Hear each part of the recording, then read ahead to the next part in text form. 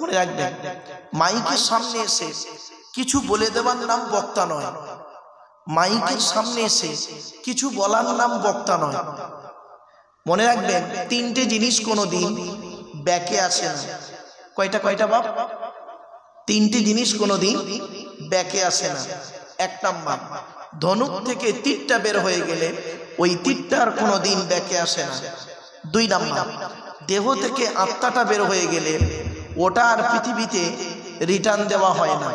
তিন number, it is very very important, কি জবান থেকে কথা বের হয়ে গেলে ওটা আর কোনোদিন ব্যাকে আসে না। এজন্য 1 ঘন্টা লেকচার দিতে গেলে 1 ঘন্টা লেকচার দিতে গেলে 3 ঘন্টা স্টাডি করতে হবে। 1 ঘন্টা ওয়াজ করতে গেলে 3 ঘন্টা বই পড়তে হবে। ভাব, বিএড এর স্টুডেন্ট পড়াতে গেলে বোঝা যায় লেকচার মেথড বলে একটা বিষয় আছে। খুব অনুরোধ করে বলছি বাপেরা, গুরুত্বপূর্ণ আলোচনা, আপনাদের অনুরোধ করছি আপনারা মনোযোগ সহকারে একটু শোনার চেষ্টা করুন। আমার একটা কথা যদি আপনারা বুঝতে পারেন তাহলে আমার বক্তব্য বুঝতে পারবেন। আর যদি এই কথা, একটা কথা আমি বলবো এক্ষুনি, একটা কথা আমি বলবো, এই কথাটা যদি বুঝতে পারেন প্রত্যেকেই তাহলে আমার বক্তব্য বুঝতে পারবেন। আর যদি এই কথাটি বুঝতে না পারে তাহলে আমার বক্তব্য আপনারা বুঝতে পারবেন না। কথাটা কি ভালো করে শুনে নিন। কথা যখন ভেতরে থাকে কথা তখন আমার গোলাম, কথা যখন বের হয়ে যায় আমি তখন কথার গোলাম। বোঝাতে পারলাম? চলুন একটু ভেঙে বলি।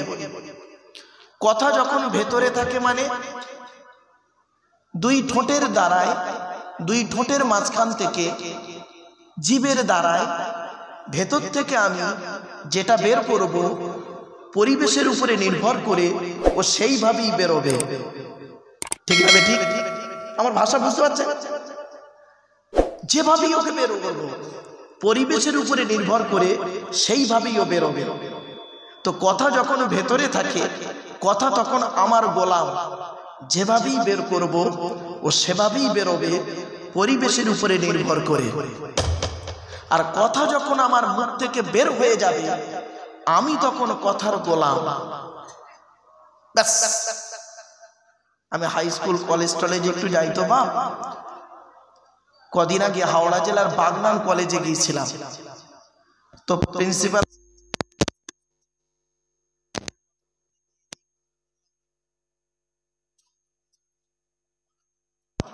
মনে রাখবেন, কথা যখন ভেতরে থাকে কথা তখন আমার গোলাম, কথা যখন বের হয়ে যাবে আমি তখন কথার গোলাম।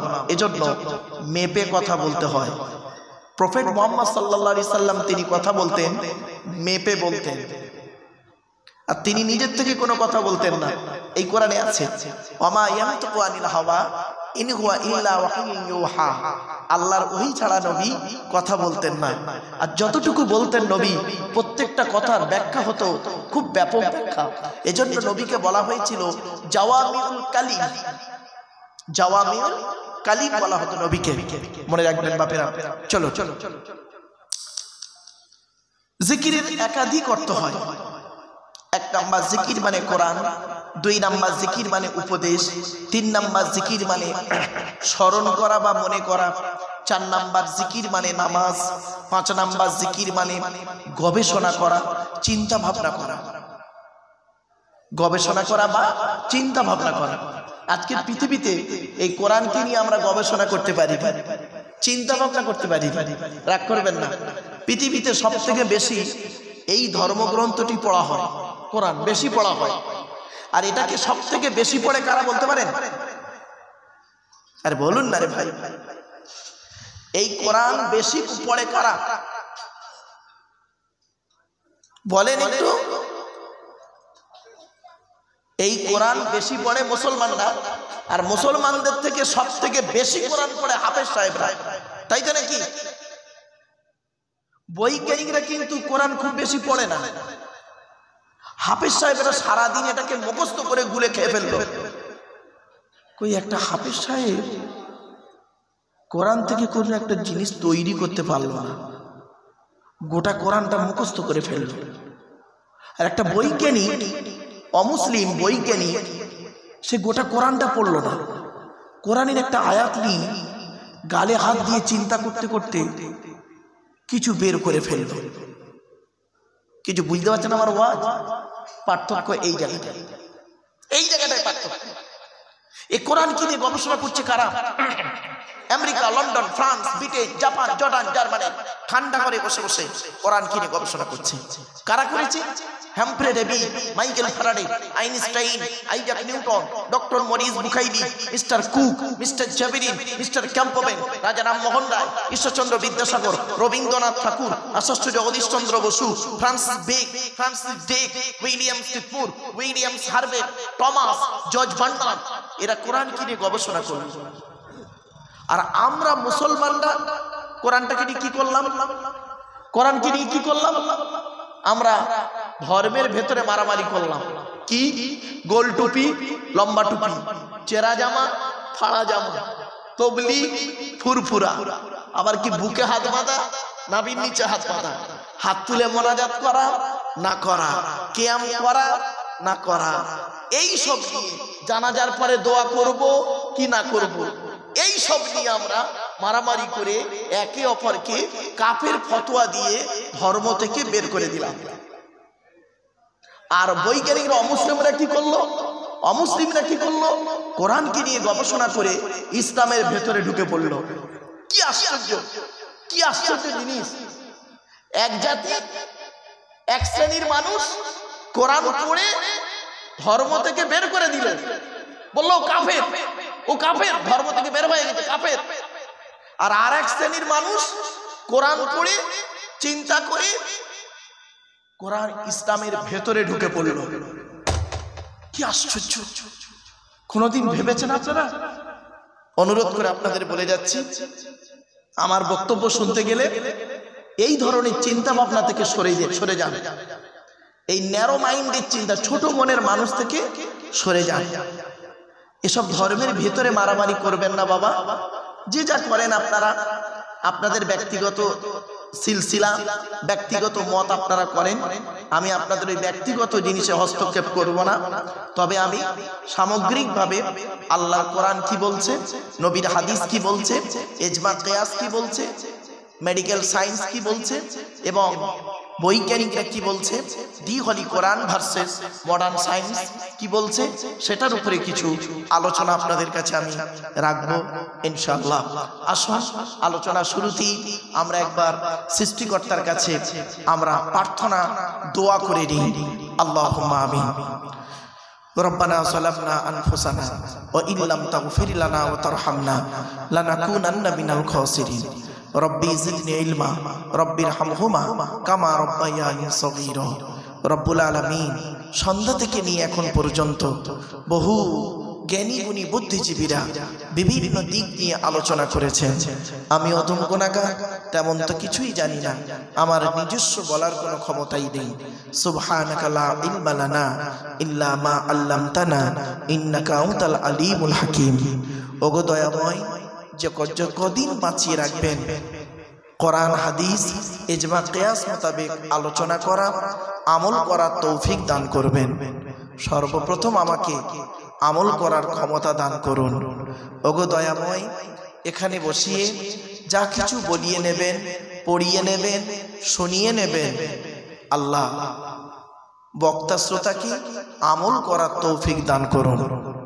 সঠিক কথাগুলো আমার মুখ থেকে বের করিয়ে নেবেন, আর সঠিক কথাগুলি মানুষের ব্রেনের ভিতরে ঢুকিয়ে আল্লাহ সঠিক পথ যেন আমরা পেতে পারি, সে তৌফিক আমাদের দান করবেন। ওগো দয়াময়, এই জলসা, এই মাহফিল যারা দিয়েছেন, বাবাজিরা, যুবক ভাইরা, স্নেহের কচি কচি বাচ্চারা, মা বোনেরা শ্রম দিয়েছেন, অর্থ দিয়েছেন, সময় দিয়েছেন, বিভিন্ন দিক থেকে সহযোগিতা করেছেন, করছেন এবং করবেন। কিয়ামতের দিন, মুসিবতের সময় আরশের তলায় ছায়াদান করুন। রব্বুল আলামিন, আমাদের পিতামাতা যারা অন্ধকার নীরব নগরে চলে গেছে, তাদের রুহে মাগফিরাতের জন্য দোয়া চাইছি। তাদের সমস্ত জীবনের গুনাহগুলি ক্ষমা করে দিন।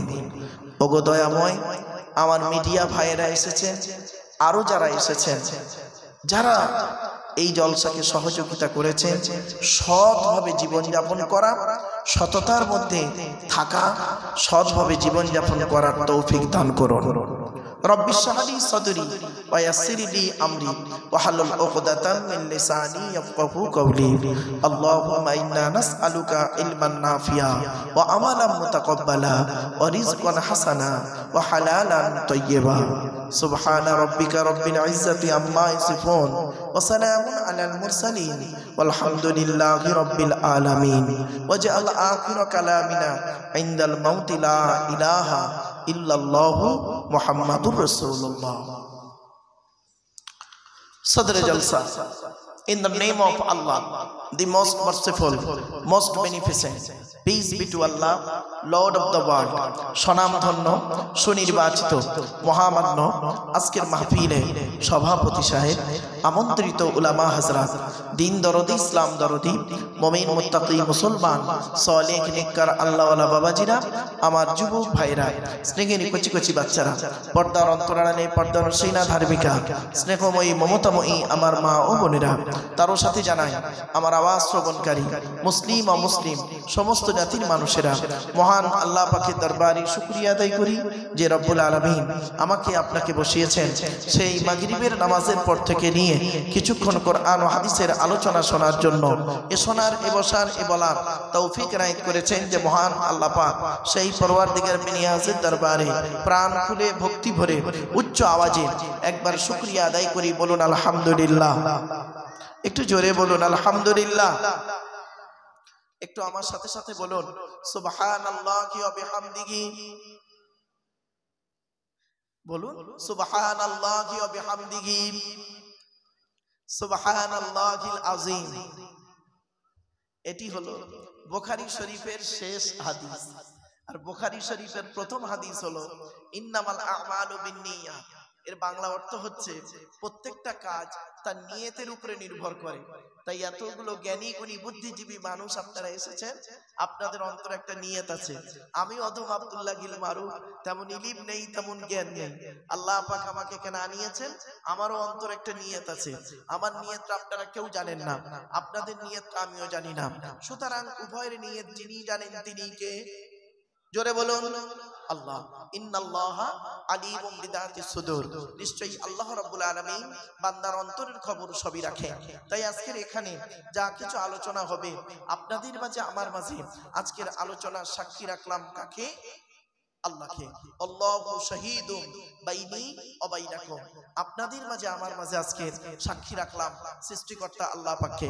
এবারে আসছি আলোচনার বিষয়বস্তু সম্পর্কে। কিসের উপরে আলোচনা করব? আজকে টু দি পয়েন্টের উপরে কয়েক কটা বিষয়ের উপরে আলোচনা করব। এক নাম্বার, যার দেওয়া পৃথিবীতে বাস করি, যার দেওয়া সূর্যের কিরণ গায়ে লাগাই, যার দেওয়া চাঁদের প্রতিফলিত রশ্মি রাতে ব্যবহার করি, যার দেওয়া আকাশের পানি পান করি, যার দেওয়া সূর্যের কিরণ গায়ে লাগাই, যার দেওয়া জমিনে ঘর বেঁধে থাকি, চাষ করে খাই, যার দেওয়া অক্সিজেন ফিরি ফিরি নিই, কার্বন ডাই অক্সাইড ছেড়ে দিই, এ সমস্ত অবদান কার? জোরে বলুন আল্লাহ। তাই জীবনের সব ক্ষেত্রে জন্ম থেকে মৃত্যু পর্যন্ত মাথা নত করব, সাজদা দেব, ভিক্ষা চাইব একমাত্র শুধুমাত্র কার কাছে? ব্যাস। এটা যত তাড়াতাড়ি বুঝতে পারবেন তত তাড়াতাড়ি আমার বক্তব্য আপনাদের বোধগম্য হবে। It is my concept. তাই আজকে আমাদের সব থেকে সর্বপ্রথম যার আলোচনা হবে তিনি হলেন সৃষ্টিকর্তা আল্লাহ। আচ্ছা, আল্লাহর আবার আলোচনা কি করব? শুনুন, দু চারটে কথা বললেই বুঝতে পারবেন। এই কোরআনে আছে, এই কোরআনে আছে আল্লাহর পরিচয় হলো মাত্র চারটি। কয়টি বাপ? চারটি। কি কি? আল্লাহ নিজেই বলছেন। কি বললাম? কুল নয়। কয় হস্যউলা কুল, কয় বয় হস্যউলা কুল। দুটো কুলের মধ্যে পার্থক্য আছে। কওয়ালা ইয়াকুলু থেকে কুল মানে বলো, আকালা ইয়াকুলু থেকে কুল মানে গেলো বা খাও। এজন্য যে ইমামের কোরআন পড়া সহি নেই, ওই ইমামের পিছনে নামাজ পড়াও সহি নেই। আমার বাপেরা মাথায় রাখবেন, কোরআনকে নামাজকে সহি করে পড়তে গেলে কোরআনটাকে সহি করে পড়তে হবে। চলো, আল্লাহ বললেন কুল, নবী তুমি বলো, হুয়াল্লাহু আহাদ। সে আল্লাহ হলেন একক। দুই নাম্বার, আল্লাহ ওয়াহিদ নন, আল্লাহ আহাদ। আচ্ছা, ওয়াহিদ আর আহাদের পার্থক্যটা কি? ওয়াহিদুন মানে এক, যার দুই আছে বা থাকতে পারে। আহাদুন মানে এক, যার দুই হয় না। তাই আল্লাহ পাক বলতে পারতেন কুল হুয়াল্লাহু আহাদ, কিন্তু আল্লাহ কি বললেন? কুল হুয়াল্লাহু আহাদ। সে আল্লাহ হলেন একক। দুই নাম্বার আল্লাহুস সামাদ, আল্লাহ হলেন অমুখপেক্ষী। আল্লাহ কারোর মুখপেক্ষী নন, সারা পৃথিবী তার মুখপেক্ষী। তিন নাম্বার লাম ইয়ালিদ ওয়া লাম ইউলাদ, আল্লাহ কাউকে জন্ম দেয়নি, আল্লাহ কেউ জন্ম দেয়নি। চার নাম্বার ওয়ালাম ইয়াকুল লাহু কুফুয়ান আহাদ, আল্লাহর সমকক্ষ কেউই নেই। কি বললাম বাবা? আল্লাহর সমকক্ষ কেউ নয়। ভাষাটা ফলো করো, কেউই নেই। একটু মাথায় রাখবেন। ছোট্ট একটা উদাহরণ দিচ্ছি। একটা ছেলে একটা মেয়েকে বলল আমি তোমাকে ভালোবাসি, আর একটা ছেলে আর একটা মেয়েকে বলল আমি তোমাকেই ভালোবাসি। দুটো বাক্য এক? দুটো বাক্য এক কি? এক নয়। এর মধ্যে অনেক পার্থক্য আছে। জ্ঞানী গুণী বুদ্ধিজীবী মানুষ চলো। তাই আল্লাহর সমকক্ষ কেউই নেই। হয়ে গেল। সৃষ্টিকর্তা আল্লাহ পাক বলছেন, বান্দা এই পৃথিবীতে তোকে আমি সৃষ্টি করেছি। আমাদের সৃষ্টিকর্তার নাম কি? জোরে বলুন না। আল্লাহ। সৃষ্টিকর্তা আল্লাহ বলছেন আমি তোকে সৃষ্টি করেছি। কিভাবে সৃষ্টি করেছি একবার চিন্তা কর। বাপের চারটে অঙ্গ। বাপের কটা? বাপের চারটে অঙ্গ, মায়ের চারটে অঙ্গ, তাহলে মোট 8টা। আর আল্লাহ বলছেন আমি দিই 5টা, তাহলে মোট কটা হলো? 13টা অঙ্গ দিয়ে আমি আল্লাহ তোকে তোর মায়ের পেটের ভিতরে আনলাম। জোরে বলুন সুবহানাল্লাহ। ভাবতে পেরেছেন?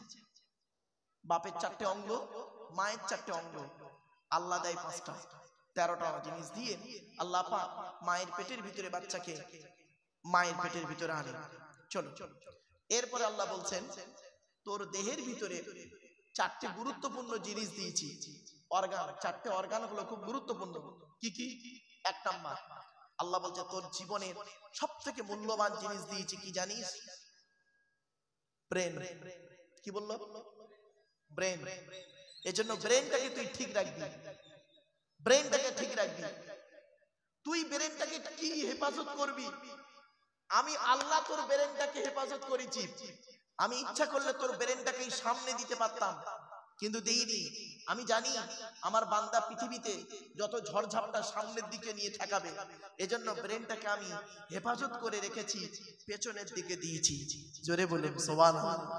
আমার ওয়াজ বুঝতে পারছেন আপনারা? বুঝতে পারছেন কি? চলো। 2 নাম্বার তোর দেহের মধ্যে 2য় নাম্বার অর্গান দিয়েছে, খুব গুরুত্বপূর্ণ। আল্লাহ বলছেন কি? হার্ট। কি বললাম? হার্ট। হার্টটাকে ঠিক রাখবি। হার্ট যাতে ব্লক না হয় সে চেষ্টা রাখবি, সচেতন থাকবি। হার্ট। তাহলে দুটো হলো, ব্রেন আর হার্ট। 3 নাম্বার গুরুত্বপূর্ণ অঙ্গ দিয়েছি, সেটাকে তুই ঠিক রাখবি। সেটা হলো কি? লিভার। কি বললাম? লিভার। ম্যাক্সিমাম লোকের ফ্যাটি লিভার হয়। লিভারে চর্বি জমে। অনেকে জমে না? লিভারে চর্বি জমে। মেডিকেল সায়েন্স বলছে, ডাক্তাররা বলছে এই লিভারে চর্বি জমে কেন? তেল জাতীয় খাবার বেশি খেলে লিভারে চর্বি জমে। আচ্ছা, এটা কি? আল্লাহ জানেন যে আমার বান্দারা এমন খাওয়া খাবে, এই পৃথিবীর সৃষ্টি জগতে আমি যা যা তৈরি করেছি